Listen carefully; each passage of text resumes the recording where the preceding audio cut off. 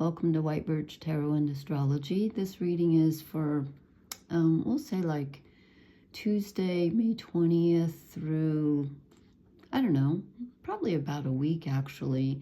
Some of the stuff I'm going to talk about is going to be over more quickly and some isn't. So I want to just point out a few things. I know this looks a mess. I think I put in too much. I'm not going to talk about all of that. But I want to start off with a quote. I tried to remember this the other night, and I didn't get it right. So I just wanted to, I like this. It's by the author Flannery O'Connor, and he said, "I write because I don't know what I think until I read what I say." I get that totally. Anybody else? Yeah, so what I wanted to point out tonight, and actually I didn't even think, I don't see things till I put them out in a circle, but the sun is moving into Gemini tomorrow, Wednesday the 21st. Actually, tomorrow, well, okay, this is, I never know what to call this. This is Tuesday, but it's like 3 in the morning here, so it feels like night. It is night. Okay. So on the 21st, Wednesday, which is the day after tomorrow, really, the sun moves into Gemini, and the moon will be in Pisces. But what I wanted to point out was, to me, well, there's two things. Okay, so we have Jupiter here in Gemini, where Jupiter doesn't particularly like to be, because Gemini is opposite Sagittarius, which Jupiter rules. So Jupiter is long-term vision, spirituality, the future, broad thinking, you know, everything expanding. Good luck too.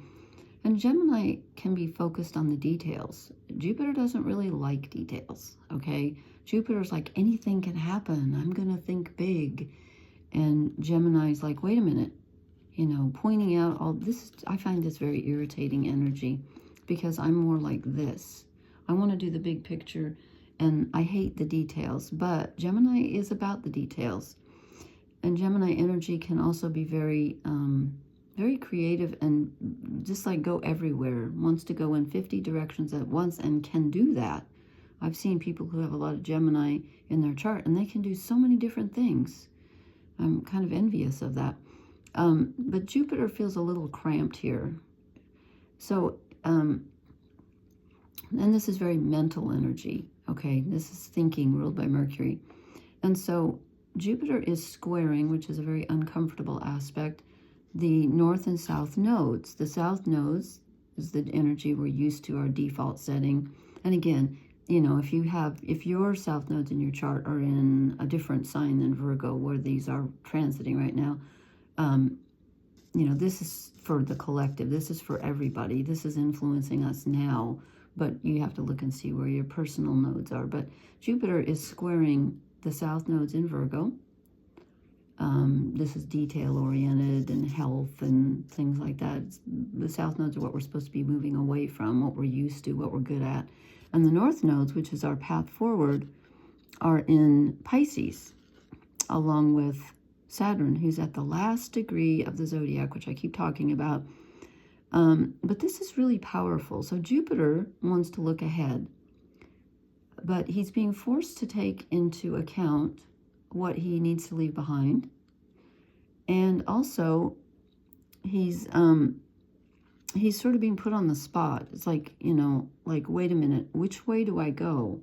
I need to incorporate both of these, but I'm not fitting in with either of them right now. The past and the future are both feeling kind of off to me. And I have too many ideas and I don't know which way to go. Because he's also, well, he's in good conversation actually with Chiron, the wounded healer. They're both at 25 degrees.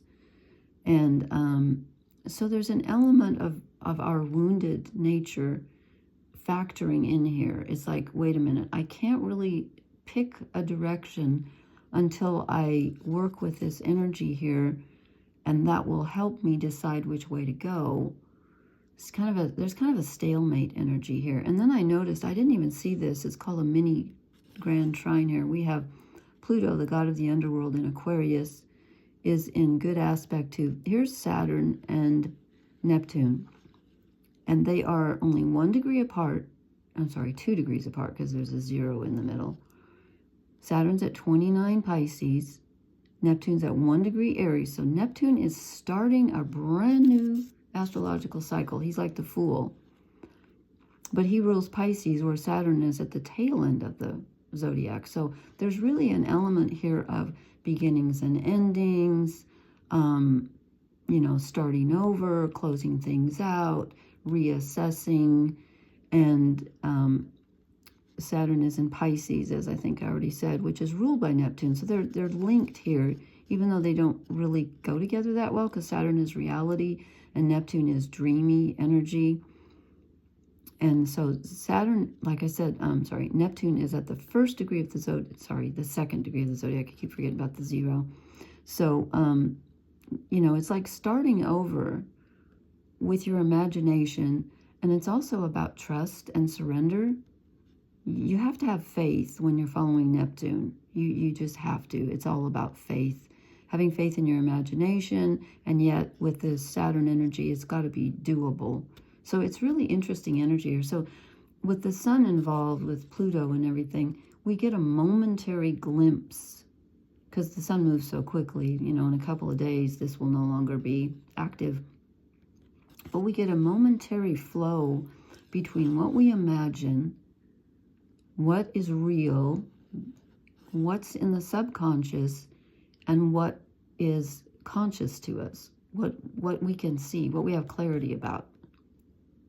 This is really complicated. I don't know if I can explain it very well, but there's a really good flow right now. You could have some realizations about something that will help you in the future. That's like, oh, okay, this is what I need to close out. This is what I need to start. And how do I make this real? You know, it's about blending the imagination and the actual structure, the concrete. And we still have Mars and Leo in very good aspect to Venus in Aries. So we got a lot of fire energy here. There's a lot of the masculine and feminine energies are speaking. They've been traveling, you know, she's at 14 degrees, he's at 15. So they've kind of been traveling and communicating with each other. And so there's a lot about creativity, self-expression. Who do I want to be in the world? And who am I at a deep level? And I want my genuine self to be seen. Only my genuine self. Okay, we're not doing fake stuff with Leo and Aries. It's real. Anyway, okay, I could go on about that all night, but I won't. Another Lubriderm commercial here. I need to get paid for that. I think I should. Okay, so I drew the cards. Now, if you watched my the last readings I did, where I did fire, earth, air, and water, the water reading was really profound. And I got, let's see, 1, 2, 3, 4 out of 8 of these cards were in the water reading. This, so anyway, so these are really interesting tonight, I think. So, you know what? Let me go up to 1 here. Okay. We start out with the Chariot. So there is some forward movement, although it's not straight forward movement. Because of that Saturn-Neptune conjunction, it's kind of like we're moving, but we're swimming underwater. And I know I've been saying that a lot lately, but with all that Pisces energy that we've had, you just can't get away from it. So it's like, imagine you're a bird trying to fly with a snail on your head. He's like, okay, wait. If I walk too fast, this snail's going to fall off. So it's moving forward, but not being 100% sure where you're going. And the movement is slower than you would like, but that's where you have to trust. You have to you're moving under the moonlight and the starlight rather than in broad daylight, okay? And then, I think I'll go this way. And then we have the Three of Wands. So it's definitely a time, as I said, with Jupiter and Gemini, it's about examining your options. And I apologize for my voice. I've had dreadful allergies. That's why I haven't posted for days. I could hardly talk. I'm not sick. It's just we're having massive storms here in the Midwest, and it's kicking up my allergies. Anyway, this is a time to prospect, to look at all of your options, and to really give it a, you know, like, have faith in it. Like, just sit with it but know that there's something out there for you, and really think about what it is you truly desire. With Mars and Leo and Venus and Aries, it's about being very genuine, getting to the heart of the matter. And excuse me, I'm going to keep coughing probably. Speaking of Mars and Venus, here's this is generally the Aries card, but tonight I'm thinking it's Mars and Leo, and it's kind of the communication between the two, because there's a ram's head. This is about being in control and following your inner guide. You're the authority, you're the leader this time. But as always, there's something larger than you that you carry that you need to listen to, because your thinking alone isn't going to get you there. But it's about contacting that inner authority within you and trusting it. And I'm going to go down now instead of over, because this is clearly Venus and Aries. The two are working together. So it's about being in control. You're the authority, and your desires are to be honored. And whatever you decide, with Venus and Aries and then Neptune and Aries, it's about, whatever you can imagine that really speaks to your heart is what you're going to start this whole new cycle with. That's what we're going to go for now. So this is really about a lot of strength here, with the masculine and the feminine working together, the receptive and the creative, just saying, we can do this, we got this. Okay, then after the Emperor, I got the Seven of Swords. So there's something or someone, or both, because sometimes we can project our inner on someone in our circle, someone that we're dealing with can reflect back to us our fears. This is about someone being dishonest with you, and maybe even greedy, or just whatever, but there's a very dishonest thing going on here. And with that Sun-Pluto aspecting Saturn and Neptune, I feel like, again, there's something deep inside us that we don't trust. Again, I get this feeling of self-sabotage, but it's being reflected outside of us, I feel, too. Like there's someone in your vicinity that maybe doesn't have your best interest at heart. And if that's not true, look within yourself and see if there's anything in yourself that is not trusting. And, it's just, you can be dishonest with yourself too. But watch out for that, because something's trying to trip you up here. I don't think it's going to succeed, because we've got too much on our side. But it's time to deal with that devil, It's time to... And it's not a huge thing, I don't think, but it's important, and it's in your mind because it's swords. Someone's trying to trick you, lie to you, and you can be lying to yourself too. Okay, then under the Chariot, we get very similar energy. We get the Hanged Man, which was in the water reading, as was the Chariot, the Three of Wands. So again, there's this feeling of being stuck, of you feel like you're not moving forward. Well, you are, in a sense. It just doesn't really feel like it because you're not going whoosh. It's more like treading water, but you're moving forward slowly. But this can make you feel much like a victim. You might feel victimized by someone else. You can feel victimized by your own thinking. You can feel alone. You can feel like you don't know which way to go. But this is all about having faith and hanging on. The hangman is often surrender and having faith in something higher, but it's also about seeing things from a new perspective, even though in this deck he's not upside down, or she.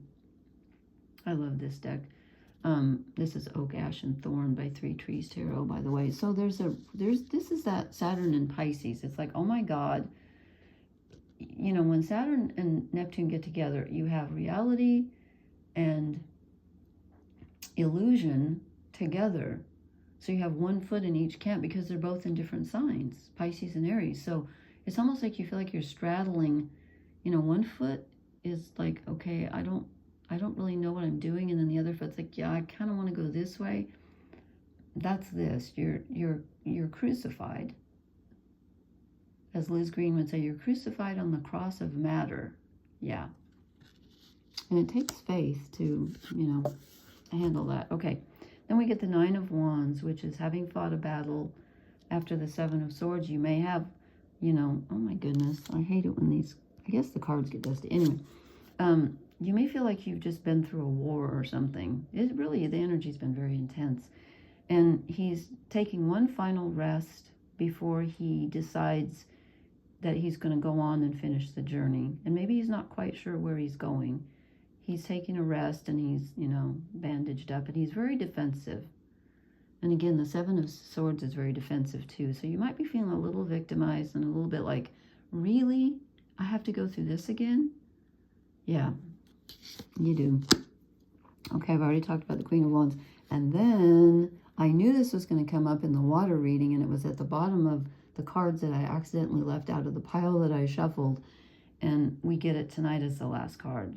I do have shadow cards and 2 fairy cards, though. We get the World. This is absolutely perfect for Saturn at the last degree of the zodiac and Neptune at the beginning. I almost feel like this is Saturn. Look, he's holding the world in his mouth. Here's reality. And here is Neptune as a fawn at the, you know, 1 degree of Aries, starting the cycle all over again. You know, it's like, okay, here's where we've come from, but we're starting again. We're birthing something. And it's time to quiet the chatter in your mind, although you do need to examine all possibilities. But again, on a wand level, which is desire and spirituality and the heart, rather than on a mental level, because that's just not going to work. We've gotten a lot of sword energy lately, but it's been weird. Okay, then the shadow cards, interestingly, I didn't get any that I drew over here tonight, but I got the Seven of Cups, which is very Neptunian. And I think tonight it means 2 things. Let's see if I can remember what I thought it meant, because I looked at these first. It means, one, you're not as a shadow card, you're not trusting your imagination. Because Saturn is like asking you, are you sure can you really do that? You know, how do you know this is real? Well, you know it's real if it's in your heart. Your heart always knows what's real. If you can get in touch with that, you will know.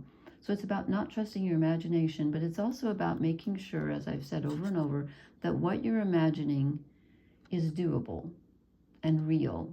You know, what's inside are these really, they look like tomatoes to me, not apples, but they're probably supposed to be apples. Why would tomatoes be hanging on a tree? That doesn't make sense. But you might not be trusting your intuition right now because it's kind of a wonky time. You know, that's kind of what the Chariot's about. It's about navigating under the stars, and you're like, oh my God, am I doing the right thing? Okay, the other shadow card is another 9, the 9 of Pentacles. So this is telling me that we're not seeing what we have and what we've already accomplished and what we have on a very real level. Pentacles are earth, and we're not seeing that we have what we need in a very real sense. We're not feeling it.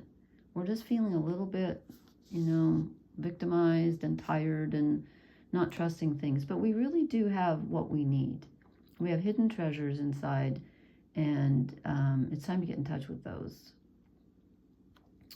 And I had some people come over to my yard the other day that were supposed to do yard work, and they cut down all my summer flowers that they hadn't bloomed yet, but I'm furious. Why do yard people not know the difference between... Anyway, we won't go there. I am not happy about that. Anyway, so there's that. Then I drew two fairy cards, which is not easy to say. And it's interesting because it looks like the same person to me. This is supposed to be a woman. She doesn't, I don't know why I did that. I guess it's the huge male torso, but that's because we generally think of the hero as masculine. This is the hero as feminine energy. This is asking you, what would it look like if your master power, your superpower, were unconditional love, which is, of course, what Neptune rules and what Pisces is, where Saturn is at the last degree. So we're going to move forward into this new cycle using unconditional love as our armor and our weapon. I couldn't think of the word. Okay. There's Thor's hammer, I believe. I don't know. Anyway, so that's using a different kind of force. We're using love rather than, you know, whacking people with a sword. But then we get, again, this looks like this is supposed to be a woman, but that looks like a man to me. I don't know. I know the lines are blurred these days, and that's fine with me, having been a tomboy.